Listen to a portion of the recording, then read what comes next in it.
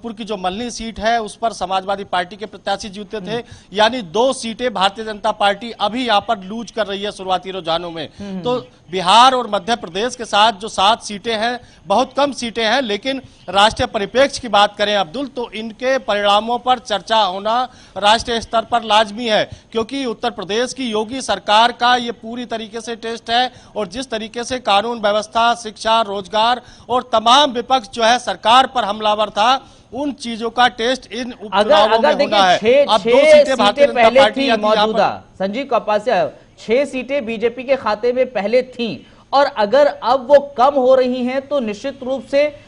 ये बीजेपी के लिए बहुत बड़ा झटका होगा उत्तर प्रदेश में, क्योंकि अब विधानसभा के चुनाव भी होने हैं। बिल्कुल अब्दुल, बिल्कुल अब्दुल, देखिए 2022 के विधानसभा चुनावों के वर्ष की शुरुआत हो चुकी है, और यदि 2 सीटें भारतीय जनता पार्टी यहां कम करती है, 4 सीटें भाजपा जीतती है और 3 सीटें विपक्ष जीतता है, तो बराबरी की लड़ाई मानी जाएगी, क्योंकि उपचुनाव हमेशा सत्तारूढ़ दल का रहता है और वही ज्यादा सीटें जीतती है। और ऐसे में 3 सीटें यदि भारतीय जनता पार्टी उत्तर प्रदेश में हारती है, तो कहीं ना कहीं इस पर योगी सरकार की जो छवि है, योगी सरकार का जो स्टेमिना है, उसको डैमेज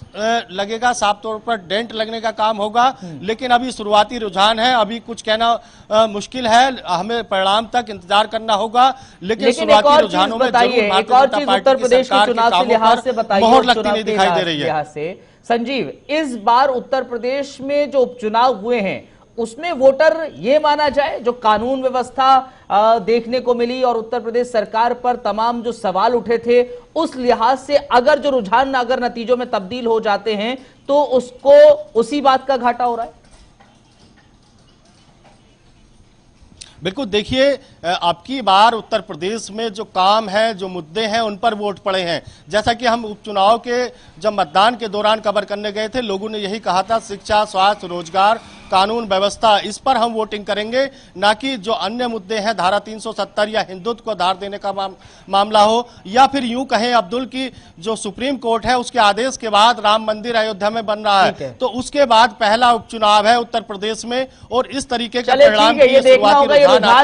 नतीजों में तब्दील हो जाते हैं, और अगर होते हैं तो उत्तर प्रदेश सरकार के लिए क्या फायदा लेकर आते हैं या नुकसान लेकर आते हैं? शुक्रिया।